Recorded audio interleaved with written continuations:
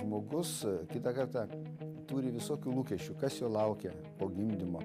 Ir daug tokių įsivaizdavimų apie gražų motinystės periodą, tačiau būna toks šokas, kada iš tikrųjų tas pati pradžia būna labai sudėtinga ir to tokio laukimo gražaus būna praradimas. Tarsi tos svajonės, tie įsivaizdavimai, tie vaizdiniai, kas laukia gimus kūdikiui, jie netitinka realybėje ir realybė būna visai kitokia. Ir natūralu, kada žmogus praranda kažką tokio, ką jis tikėjosi, kad bus taip, kaip jis įsivaizduoja, tai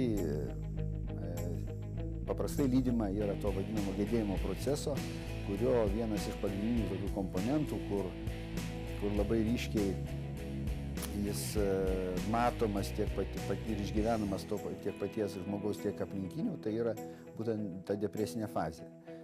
Tai aš manau, kad ruošiantis motinystėje ar tėvystėje reikia tą labai aiškiai suprasti, vertinti visas tas grėsmes ir netgi gal pasiskaityti šiek tiek literatūros, ką vienu ar kitu atveju daryti.